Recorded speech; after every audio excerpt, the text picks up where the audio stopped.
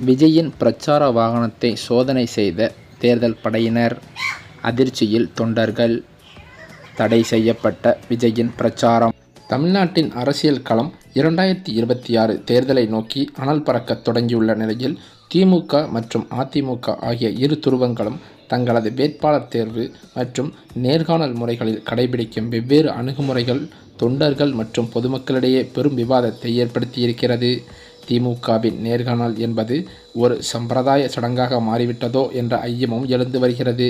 கும்பல் கும்பலாக ஆட்களை அமர வைத்து தனிப்பட்ட திறமைகளை ஆராயாமல் ஏற்கனவே தயார் செய்யப்பட்ட அறிக்கைகளின் அடிப்படையில் சாத்து என்று சாத்தும் போக்கு அங்கு நிலவி வருகிறதாம். 25,000 ரூபாய் கட்டிவிட்டு ஒரு காப்பி மட்டும் கொடுத்துவிட்டு வரும் நிலையில்தான் பல வேட்பாளர்கள் இருப்பதாகவே கூறப்படுகிறது. ஆனால் அதிமுக பொதுச் செயலாளர் எடப்பாடி பழனிசாமியின் வேட்பாளர் தேர்வு முறை முற்றிலும் மாறுபட்டதாக இருக்கிறதாம்.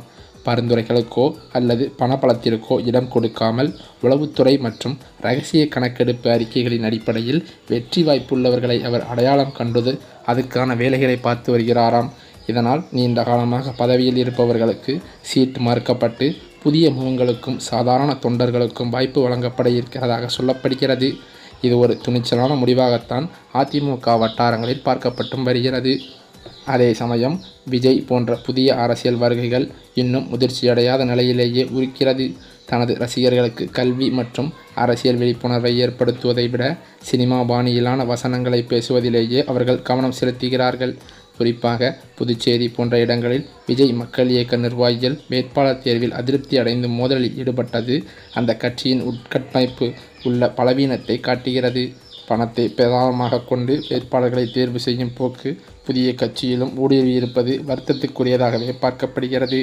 மற்றொரு பக்கமோ திமுகவில் நிலவும் வாரிசு அரசியல் மற்றும் பணக்காரர்களுக்கே முன்னுரிமை அளிக்கும் கலாச்சாரம் உண்மையான விசுவாசிகளுக்கு முட்டுக்கட்டையாக இருக்கிறது. அமைச்சர்களின் வாரிசுகள் மற்றும் உதயநிதியின் நண்பர்களுக்கே முதல் முன்னுரிமை அளிக்கப்படுவதால் அடிமட்ட தொண்டர்கள் 7வது லேயரில் கூட வர முடியாத நிலை நீடித்து வருகிறதாம். ராஜகண்ணப்பன் போன்ற மூத்த அமைச்சர்களே தனது மகனுக்கு சீட் கேட்டு திமுக தலைமையுடன் முரண்படும் சூழலும் நிலவி வருகிறது. இதுபோன்ற உட்கட்சி மோதல்கள் தேர்தல் நேரத்தில் திமுகவிற்கு பின்னடைவை ஏற்படுத்தக்கூடும் என்றும் திமுக வட்டாரங்கள் கூறுகின்றன. மேலும் அது மட்டுமில்லாமல் சென்னையில் உள்ள திமுக தலைமையகமான அண்ணா அறிவாலயத்தில் தொகுதி பங்கீடு தொடர்பாக திமுக அமைத்துள்ள குழுவுடன் காங்கிரஸ் தலைவர்கள் நேற்றைய தினம் முக்கிய ஆலோசனையில் ஈடுபட்டனர். அதே வகையில் பார்த்தால் தமிழ்நாடு காங்கிரஸ் கமிட்டி தலைவர் கே. செல்வப்பெருந்தகை தலைமையில் நடைபெற்ற இந்த பேச்சுவார்த்தையில் காங்கிரஸ் போட்டியிட விரும்பும் தொகுதிகள் குறித்த விவரங்களும் முன்வைக்கப்பட்டதாக கூறப்படுகிறது. காங்கிரஸ் போட்டியிட விரும்பும் அந்த தொகுதிகளான மிகவும் சுமூகமாக நடைபெற்ற இந்த ஆலோசனையின் முடிவில் தொகுதிகள் குறித்து இறுதி முடிவு இன்னும் சில நாட்களில் எடுக்கப்படும் என்றும் தெரிவிக்கப்பட்டுள்ளதாம். மற்றொரு பக்கம் பார்த்தால் அதிமுக தலைமையிலான என்டிஏ கூட்டணியில் உள்ள கட்சிகள் எந்தெந்த தொகுதிகளில் போட்டியிடுகின்றன என்பது குறித்த அறிவிப்பும் வெளியாகி இருக்கிறது. ஆனால் கூட்டணி கட்சிகள் இரட்டை இலைக்கு பதிலாக தாமரை சின்னத்தில் போட்டியிட முன்வந்திருப்பது அதிமுகவின் செல்வாக்கை கேள்வி எழுப்பியிருக்கிறது. மொத்தமாக அதிமுக 169 தொகுதிகளில் போட்டியிருக்கிறது. இதில் கூட்டணி கட்சிகளான பாஜக 27 தொகுதிகளிலும், பாமக 18, அமமுக 11, தமாக 5, தமுமுக 1, ஐஜேகே 2, பூபாக 1 ஆகிய தொகுதிகளில் போட்டியிடுகின்றனர். இவ்வாறு பல்வேறு சர்ச்சைகளில் சிக்கியுள்ள அதிமுகவானது முக்கிய புள்ளிகளையும் தற்போது இழந்து வருவதாகவே தகவல்களும் வெளியாகி வருகின்றன. ஏனென்றால் அதிமுகவில் ஏற்பட்ட பிளவுகள் தற்போது பெரும் பேரிழப்பை ஏற்படுத்தியிருக்கிறது என்றே சொல்லலாம். அதே சமயம் திமுக கூட்டணியில் இருக்கும் கட்சிகள் சில சொந்த சின்னத்தில் போட்டியிடாமல் உதயசூரியனில் போட்டியிடுகின்றன. இது வழக்கமான ஒன்றுதான். கூட்டணிக்கு தலைமை திமுக தான் என உதயசூரியனில் சிறு கட்சிகள் போட்டியிடுகின்றனர். அதேபோல என்டிஏ கூட்டணியிலும் சிறிய கட்சிகள் இரட்டை இலை சின்னத்தில் போட்டியிடும் என்று எதிர்பார்க்கப்பட்ட நிலையில் சின்ன கட்சிகள் தாமரை சின்னத்தில் போட்டியிடுவ முன்வந்திருப்பது பெரும் அதிர்ச்சியை ஏற்படுத்தியிருப்பது மட்டுமல்லாமல் அதிமுகவின் செல்வாக்கை குறைத்து மதிப்பிடுவது என்று மக்கள் மத்தியில் விமர்சனங்களும் எழுதி வருகிறது. இந்த சூழ்நிலையிலோ தமிழ்நாட்டின் அரசியல் களம் 2026 சட்டமன்ற தேர்தலை எதிர்நோக்கி அதிரடியாக நகர்ந்து வருகிற நிலையில் தற்போது தேர்தல் ஆணையத்தின் நேரடி கட்டுப்பாட்டிற்குள் காவல்துறை வந்துவிட்ட செய்தி தமிழக வெற்றிக் கழக தொண்டர்களிடையே பெரும் உற்சாகத்தை ஏற்படுத்தியிருக்கிறது. இதுவரை ஆளுங்கட்சியின் அதிகார பலத்தால் பல்வேறு முட்டுக்கட்டைகளை சந்தித்து வந்த தளபதி விஜய் அவர்களுக்கு இனி தேர்தல் ஆணையத்தின் பாதுகாப்பு அரண் கிடைக்கும் என்பதால் அவரது அரசியல் வேட்டை தங்குதடையின்றி நடக்கும் என்றும் எதிர்பார்க்கப்படுகிறதாம்.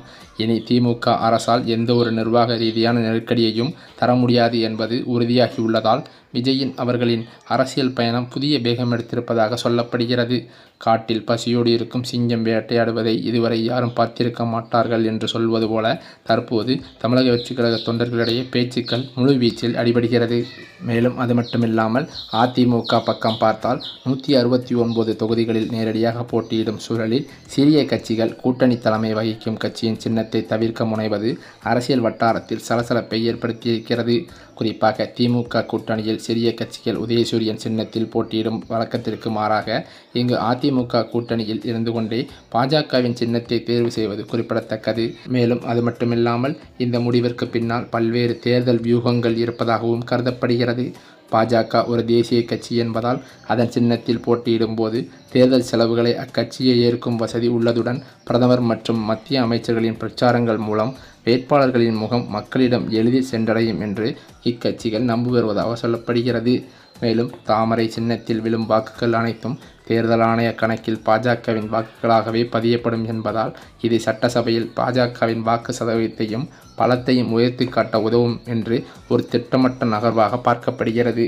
இருப்பினும் அதிமுக தலைமையிலான கூட்டணியில் இருந்து கொண்டு அதன் சின்னத்தை புறக்கணிப்பது அதிமுகவின் செல்வாக்கு மற்றும் பிடிமானம் குறைந்து வருகிறதா என்ற கேள்வியை அரசியல் விமர்சகர்களிடையே எழுப்பி வருகிறது. மேலும் அது மட்டுமில்லாமல் திமுகவின் வலுவான கூட்டணி என்று கூறப்படும் காங்கிரசுடன் கூட பல சர்ச்சைகளும் சலசலப்புகளும் நிலவி வருவதாகவே கூறப்படுகிறது. ஏனென்றால் நான் தொகுதி மாறுவதாக கூறவில்லை என்று தற்போது தமிழ்நாடு காங்கிரஸ் கமிட்டி தலைவர் செல்வ பெருந்தகை கூறியிருப்பது பெரும் அதிர்ச்சியையும் அதிருப்தியையும் ஏற்படுத்தியிருக்கிறதாம். இது தொடர்பாக சென்னை அண்ணா அறிவாலயத்தில் தமிழ்நாடு காங்கிரஸ் தலைவர் செல்வ பெருந்தகை செய்தியாளருக்கு பேட்டியளித்த போது, அதாவது திமுகவுடன் அமைக்கப்பட்டுள்ள குழுவோடு தமிழ்நாடு காங்கிரஸ் சார்பாக பேச்சுவார்த்தை நடைபெற்றது என்றும் போட்டியிடும் தொகுதிகள் குறித்து திமுகவிடம் பேசியிருக்கிறோம். பேச்சுவார்த்தை சுமூகமாக நடந்து வருகிறது. சில நாட்களில் தொகுதிகள் இறுதியாக முடிவெடுக்கப்படும் என்று அவர் கூறியிருக்கிறார். அது மட்டுமில்லாமல் வருகின்ற சட்டப்பேரவை தேர்தலில் சென்னை எழும்பூர் தொகுதியில் செல்வப்பெருந்தகை போட்டியிட உள்ளதாக தகவல்கள் வெளியான நிலையில் நான் தொகுதி மாறுவதாக கூறவில்லை என்று அவர் கூறியிருப்பது கட்சிக்குள்ளேயே ஒரு சலசலப்பை ஏற்படுத்தியிருக்கிறதாம். இந்த சலசலப்பானது தற்போது பெரும் தலைவிரித்தாடும் கோலத்திற்கு ராகுல் காந்தி தலைமைக்கு சென்றுவிட்டதாகவும் சொல்லப்படுகிறது. இந்த சூழ்நிலையில்தான் அதிருப்தியில் இருந்த காங்கிரஸ் நிர்வாகிகள் பலரும் தற்போது தமிழக வெற்றிக் கழகத்தில் இணைந்துள்ளது பேரதிர்ச்சியை ஏற்படுத்தியது. அதே சமயம் தமிழக வெற்றிக் கழகத்திற்கு பல நெருக்கடிகள் நிகழ்ந்து வருவதால் தமிழக வெற்றிக் கழக தொண்டர்களும் கடும் அதிருப்தியில் இருந்து வருகிறார்களாம். இந்த சூழ்நிலையில் இன்றைய தினம் பெரம்பூரில் பிரச்சனையை தொடங்கவிருக்க விஜயின் வாகனத்தை தேர்தல் படையினர் அதிரடியாக சோதனையில் ஈடுபட்டு பிரச்சாரத்தை தடை செய்ய உத்தரவு பிறப்பிக்க உள்ளதாகவும் அதிர்ச்சி தகவல்கள் பரவி வருகிறது.